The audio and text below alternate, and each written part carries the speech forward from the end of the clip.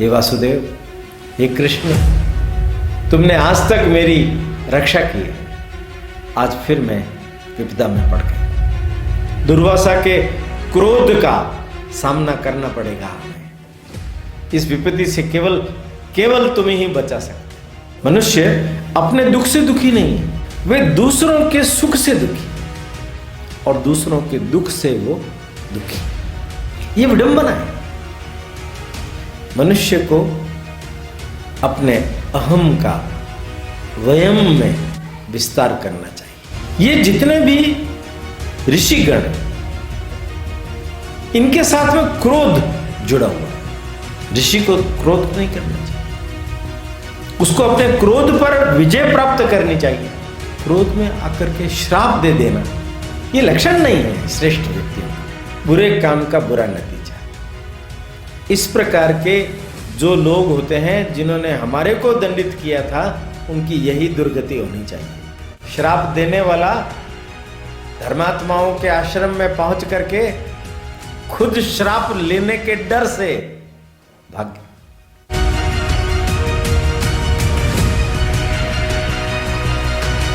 समुत्कर्ष समिति से जुड़ी सभी जानकारियां प्राप्त करने के लिए हमारे YouTube चैनल समुत्कर्ष समिति को अवश्य सब्सक्राइब करें।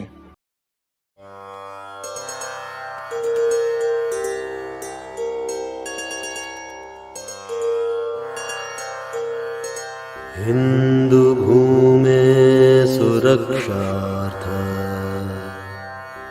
केशवेन विनिर्मितम्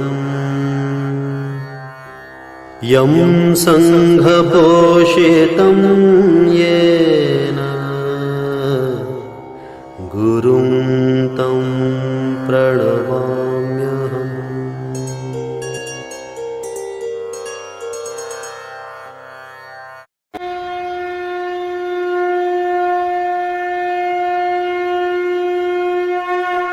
आज हमारे बीच में हमारे जो मुख्य उद्बोधनकर्ता हैं, हमारे प्रेरक, हमारे पथ प्रदर्शक,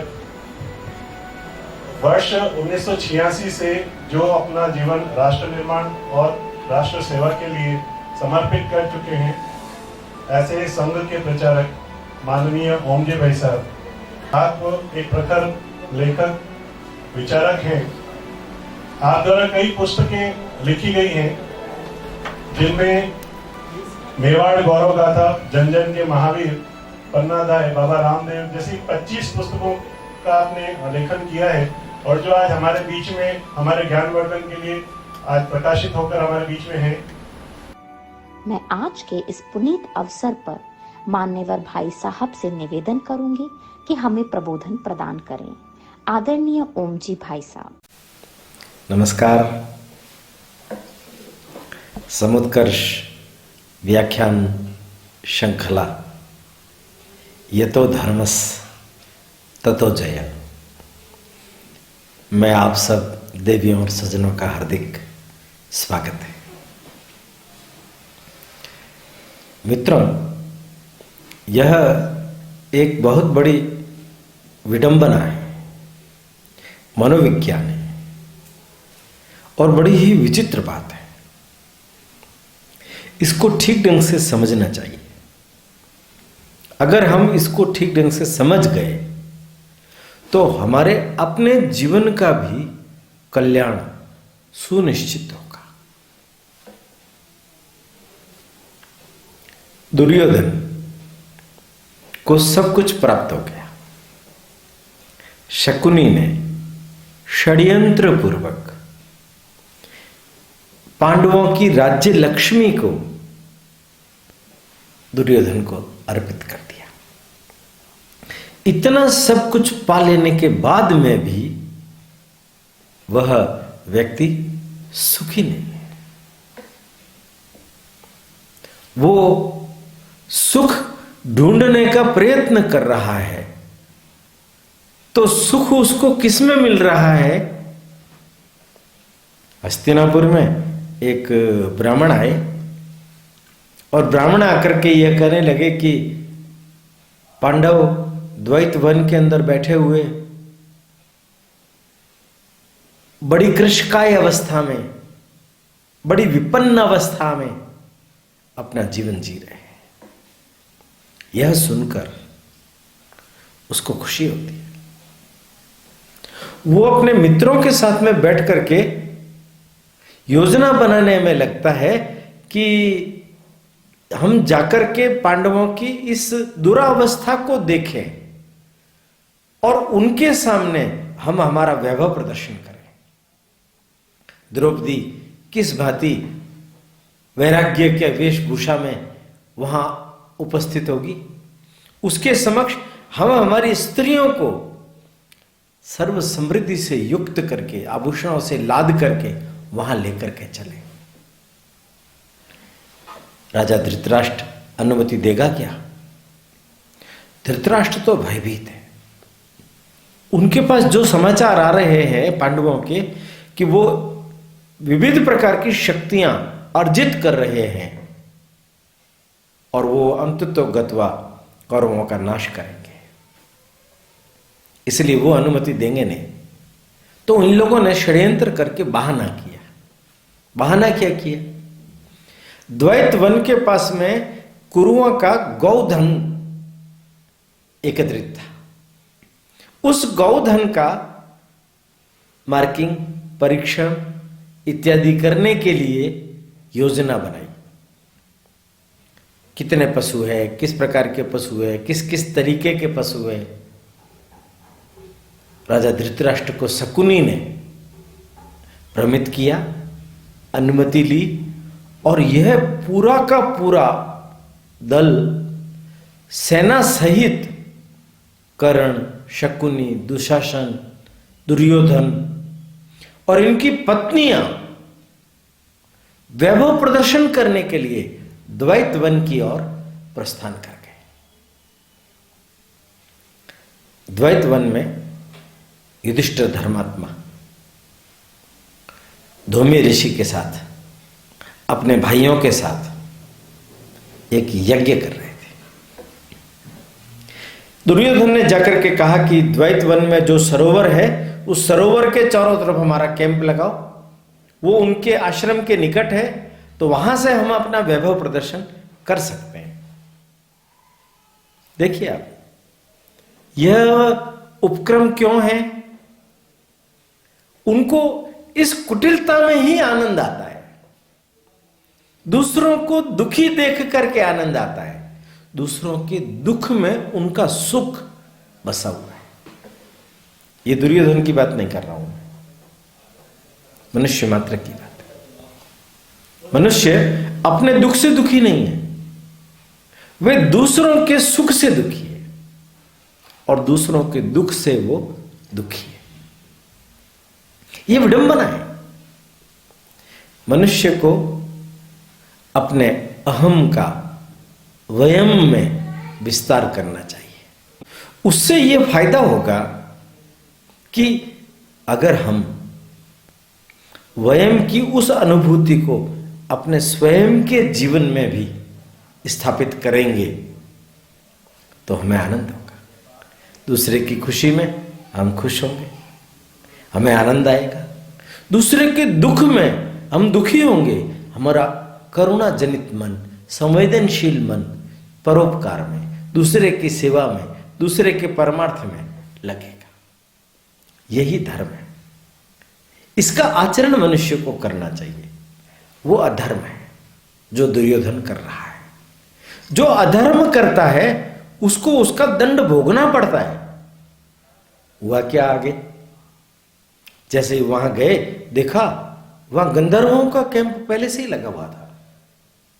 चित्रसेन गंधर्व वो वहां अपना कैंप लगा करके बैठे थे। इन्होंने वापस आकर के दुर्योधन को कहा, दुर्योधन ने कहा कि सैन्य बल से उन सबको धकेल दो।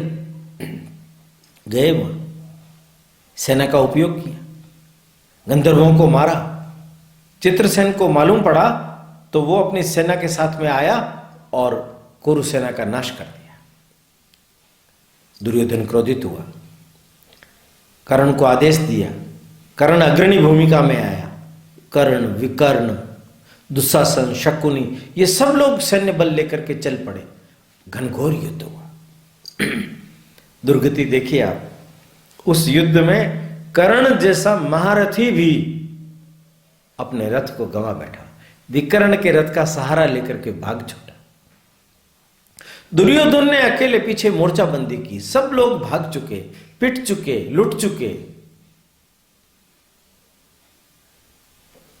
चित्रसेन ने अपने मायावी अस्त्रों का प्रयोग करके दुर्योधन को कैद कर लिया, उनकी स्त्रियों को कैद कर लिया और वो आकाश मार्ग से भागने लगे।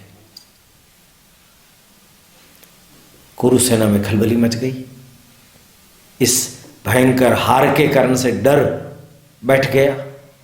अब क्या उपाय है? तो साथ में जो वृद्ध मंत्री आए थे उनमें से कुछ मंत्री दौड़े युधिष्ठिर के आश्रम की तरफ और जाकर के कहा, महाराज, दुर्देव से दुर्योधन को गंधर्व कैद करके ले गए, स्त्रियों को, कुरुकुल की स्त्रियों को भी हरण करके ले गए। महाराज कृपा कीजिए, हम आपकी शरण में आए हैं, दुर्योधन की, युवराज की रक्षा कीजिए। युधिष्ठिर ने सुना। युधिष्ठिर कुछ कहते उससे पहले भीम ने कहा कि बुरे काम का बुरा नतीजा। इस प्रकार के जो लोग होते हैं जिन्होंने हमारे को दंडित किया था, उनकी यही दुर्गति होनी चाहिए। हम उनको छुड़ाने के लिए नहीं जाएंगे। युधिष्ठिर ने कहा, नहीं, हमारे आपस में मतभेद हो सकते हैं, द्वेष हो सकता है, राग हो सकता है, हम 5 अलग हो सकते हैं, वो 100 अलग हो सकते हैं, पर कोई हमारे अपने कुल के ऊपर, कुल की वधुओं के ऊपर आक्रमण करता है, उन्हें गिरफ्तार करके ले जाता है। हमारा अपना भाई है दुर्योधन। देखिए आप, महाराज युधिष्ठिर का मन, वो इस चीज को नहीं समझ रहे हैं कि उन्होंने हमारे ऊपर इस प्रकार का अन्याय अत्याचार किया था, वो अपने कर्मों का फल भोग रहे हैं। वो कहते हैं नहीं, महारानी गांधारी, दुशला और अन्य सब स्त्रियां, उन सब की ओर भी हमें देखना पड़ेगा।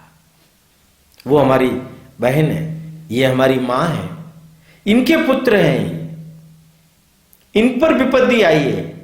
वयम पंचाधिकम शतम, हम 105 हैं दूसरों के लिए, आपस में भले ही हम 100 और 5 होंगे। ये मेरा आदेश है। महाराज युधिष्ठिर का आदेश प्राप्त हो गया। चारों भाई इकट्ठे हो गए और घनघोर युद्ध किया। गंधर्वों के और पांडवों के बीच में भयंकर युद्ध हुआ।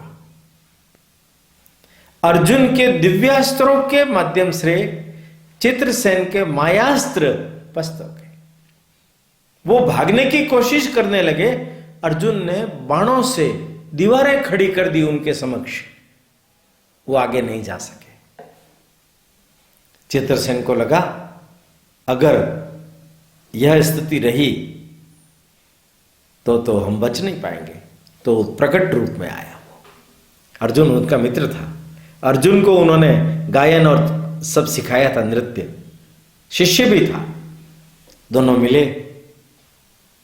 मिलने पर अर्जुन ने मुस्कुरा करके उनका स्वागत किया, गले लगाया और कहा कि हे चित्रसेन, आज मैं महाराज युधिष्ठिर की आज्ञा से आया हूं।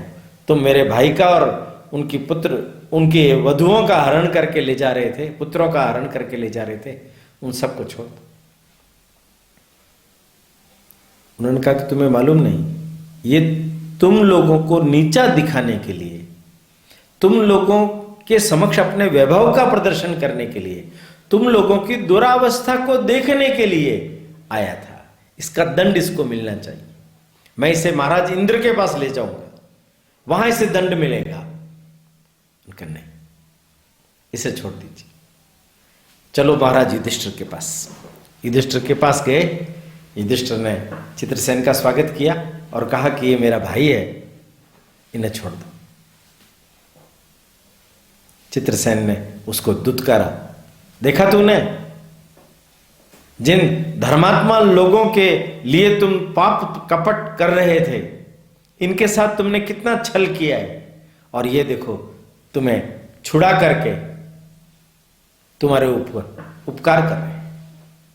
जाओ, आगे से सावधान रहना और इस प्रकार की दोबारा गलती मत करना।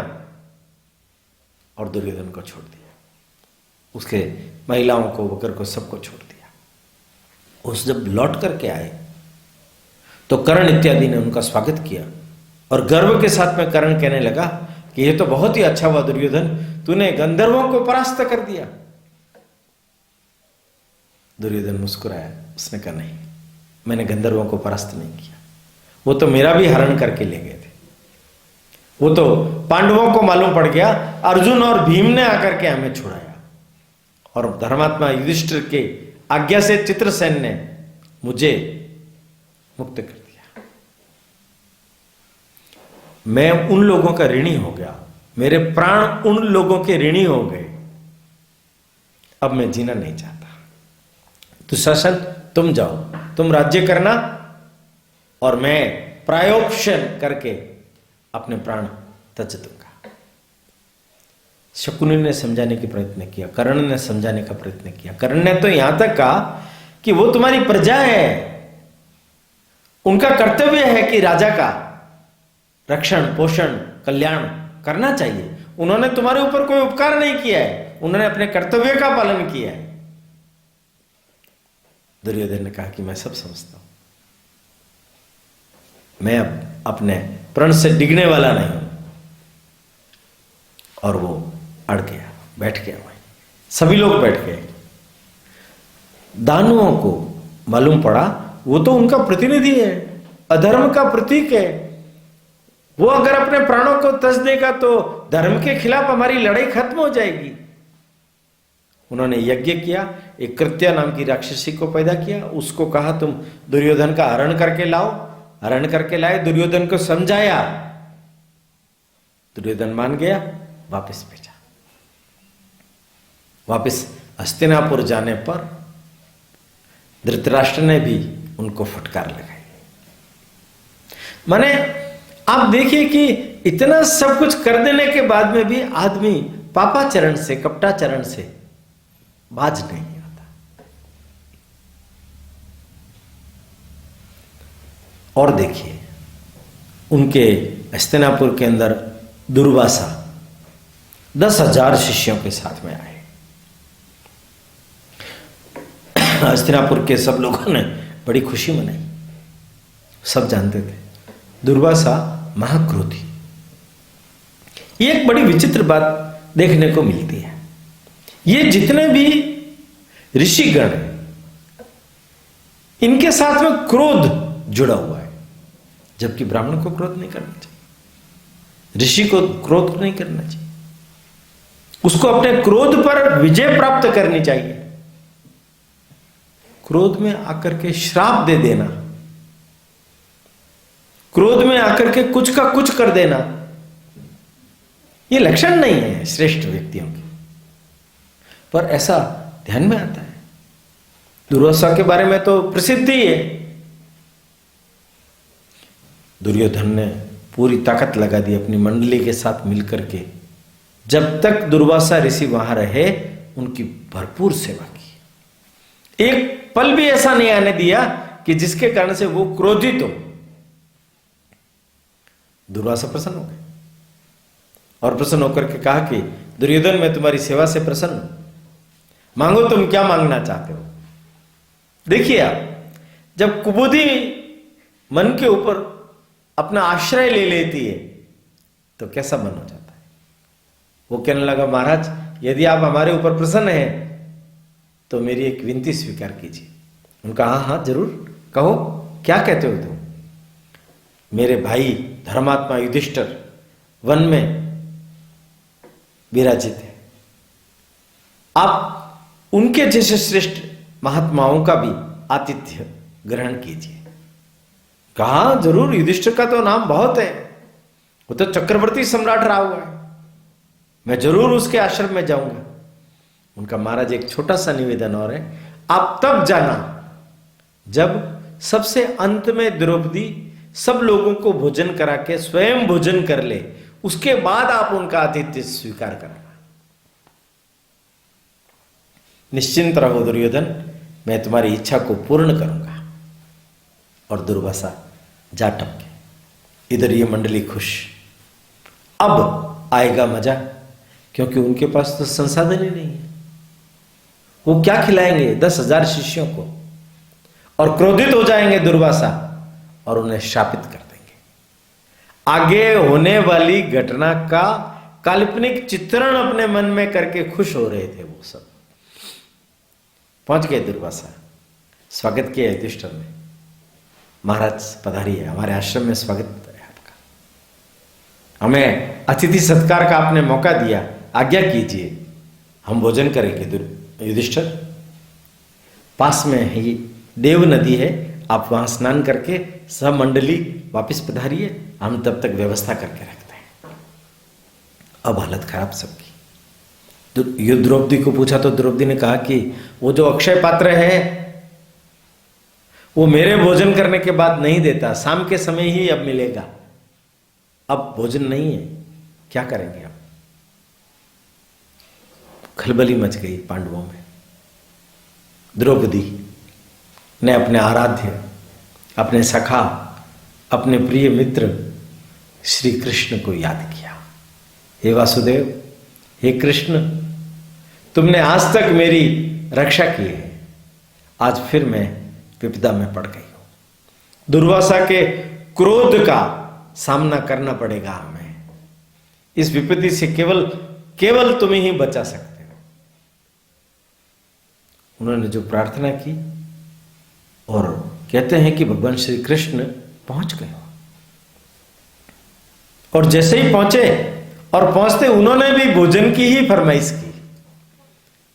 उन्होंने कहा, हे कृष्णा, मैं बहुत भूखा हूं, मैं बहुत थका हुआ हूं, तुम्हारी बातें मैं बाद में सुनूंगा, पहले तुम मुझे कुछ खिला दो।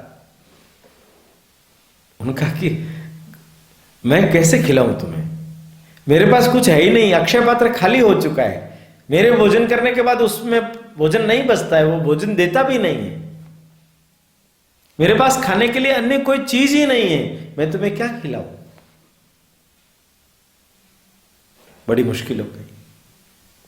कृष्ण ने कहा, तुम तुम्हारा अक्षय पात्र लेकर के तो आओ। वो लेके आई, देखा उन्होंने, भगवान ने अक्षय पात्र की ऊपर की जो किनारी थी उस पर शाक का एक पत्ता चिपका हुआ रह गया था। भगवान ने उस पत्ते को लिया और अपने मुंह में डाल दिया और कहा, हे कृष्ण, यह जो भोग है ये ब्रह्म भोग है, इससे परमात्मा तृप्त हो गए हैं, अब संसार में कोई भी अतृप्त नहीं है, तुम निश्चिंत रहो। कृष्णा समझी नहीं, सोचने लगी क्या हुआ। उधर स्नान करते हुए उनके शिष्यों का ऐसी स्थिति बन गई कि भोजन यहां तक आ गया है, डकारें आने लग गई है। वो दुर्वासा के पास जाकर के कहने लगे कि प्रभु क्या हो रहा है, ये हम तो खाने की स्थिति में भी नहीं है, पेट पूरा भर गया है, डकार पर डकार आ रही है, फूट रहा है। दुर्वासा ने भी कहा कि मेरे साथ में भी ये स्थिति हो रही है, किंतु पांडवों ने भोजन बना दिया था और अब अपन नहीं करेंगे तो वो लोग धर्मात्मा हैं, वो हमें श्राप दे सकते हैं। श्राप देने वाला धर्मात्माओं के आश्रम में पहुंच करके खुद श्राप लेने के डर से भाग चलो। इधर ये प्रतीक्षा कर रहे हैं, उधर वो भाग गए। इधर उधर सब लोगों को भेजा, कहीं नहीं मिले। कृष्ण को देख करके कहा कि भगवान, दुर्वासा आए थे, भोजन के लिए आग्रह किया था, वो तो कहीं आए नहीं, दिख ही नहीं रहे। उनका वो नहीं दिखेंगे, वो भाग गए तुम लोगों के डर से। तुम लोग धर्म का व्यवहार करते हो, तुम लोग धर्म का आचरण करते हो, उसका प्रभाव है।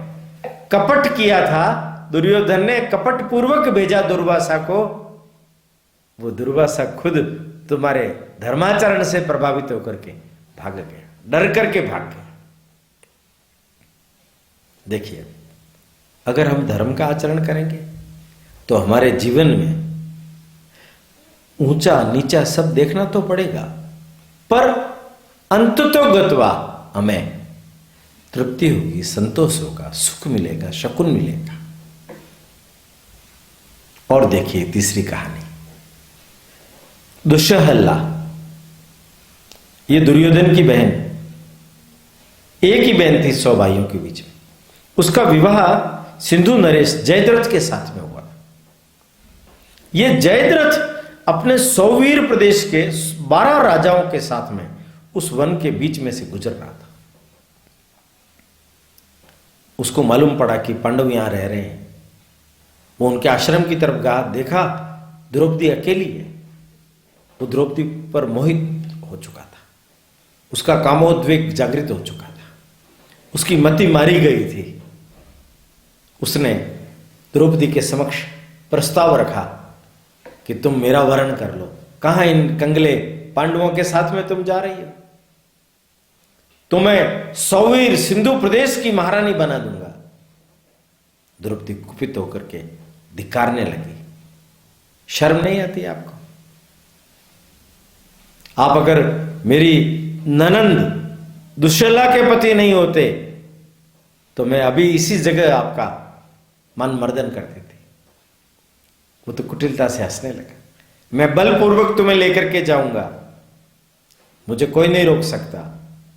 देखता हूं तुम्हारे पांडव तुम्हारी कैसे रक्षा करते हैं। पांडव कहीं गए हुए थे, द्रौपदी अकेली थी। जब उसका हरण करने लगा, दुपट्टा खींच करके, द्रौपदी को लगा ये बलपूर्वक लेकर के जाएगा। उन्होंने धौम्य ऋषि को पुकारा, उनको प्रणाम करके सूचना दी और वो उसके रथ की ओर जबरदस्ती खींच करके डाल दिया उसने। वो भागने लगा, इतने में पीछे से पांडव आ गए। उन्होंने देखा द्रौपदी का हरण करके जयद्रथ जा रहा है। युधिष्ठिर ने कहा उसका पीछा करो। उनके साथ में सेना थी, घनघोर युद्ध हुआ। सौवीर प्रदेश के 12 राजाओं को मारा। सहदेव, नकुल, भीम, अर्जुन। पर फिर भी एक तरफ जयद्रथ अपने रथ में द्रौपदी को लिए हुए दूसरी तरफ भाग गया। अर्जुन ने अपने बाणों के वेग से उसका रास्ता रोक दिया। यह दृश्य देख करके धौम्य ऋषि भी पीछे पैदल पीछा करते हुए जा रहे थे। वो उनके रथ के पास में पहुंच गए और उन्होंने द्रौपदी को हाथ दे करके नीचे उतारा और ले जाकर के नकुल सहदेव के पास में उसको खड़ा किया। और भीम ने कहा कि मैं इसका पीछा करूंगा। वो डर गया, उसे लगा अब मुझे मरना पड़ेगा। ये 12 राजा मर गए इनके आगे, अब मेरे को कौन बचाएगा? वो पैदल ही भागने लगा। भीम उसके पीछे भागे, उसको पकड़ा, पकड़ करके उसको धराशायी किया, लातों से, घूंसों से उसको बहुत बुरी तरह से मारा। उसके क्षमा याचना की। युधिष्ठिर ने कहा था उसको जिंदा पकड़ करके लाना, मारना मत। मां गांधारी, दुश्शला, उसको दुश्शला को वैधव्य सहन न करना पड़े। पकड़ करके लाए। उनके 5 जगह पर 5 चोटियां रख दी और 5 चोटियां रख करके धर्मात्मा युधिष्ठिर के सामने लाए। युधिष्ठिर ने उसको लज्जित किया, उसके पाप कर्मों के बारे में चेताया और कहा कि तुम अगर हमारी बहन दुश्शला के पति नहीं होते तो तुम्हें मारना ही हमारा धर्म होता, पर जाओ, तुम्हें हम छोड़ रहे। जयद्रथ अपमानित होकर, पीड़ित होकर हरिद्वार चला गया। वहां शिव की आराधना करने लगा। कहते हैं शिव प्रकट हुए तो उसने कहा कि हे प्रभु, आप यदि मुझ पर प्रसन्न हैं तो मुझे वर दीजिए। मांगो पुत्र। क्या वर मांगते हो? कि युद्ध में रथ सहित मैं पांचों पांडवों को नष्ट कर सकूं, ऐसी शक्ति मुझे दो। भगवान शंकर मुस्कुराए, कहने लगे, पुत्र तुम्हारी ये मनोकामना पूर्ण नहीं हो सकती। स्वयं अर्जुन तो नर नारायण में से नर है और नारायण श्री कृष्ण है। स्वयं अर्जुन को मैंने खुद ने पाशुपतास्त्र दिया है। वो दिव्य अस्त्र लेकर के देवताओं से वापस आए हुए हैं। उन्हें युद्ध में कोई परास्त नहीं कर सकता। हां, तुम्हें मैं एक वर जरूर देता हूं, एक दिन युद्ध के अंदर ऐसा अवसर आएगा जब तुम अर्जुन को छोड़कर चारों पांडवों को पराजित कर पाओगे। यह आशीर्वाद देकर भगवान शंकर चले गए। जयद्रथ अपने देश चला गया। आगे जयद्रथ वध के समय में यह चीज ध्यान में आएगी कि जब चक्रव्यूह की रचना हुई थी, अभिमन्यु मारा गया था, उस समय जयद्रथ ने इन चारों शेष बचे हुए अर्जुन को छोड़ करके भाइयों को परास्त करके भगवान शिव के वरदान को पूर्ण कर पाया था। 3 कथाएं मैंने आपके सामने रखी। दुर्योधन की घोष यात्रा, दुर्वासा का प्रकोप और जयद्रथ की कुटिल मनसाएं। पतिव्रत धर्म का पालन करने के कारण से द्रौपदी में जो सत्य पैदा हो गया था, उस कारण वो सती हो गई थी।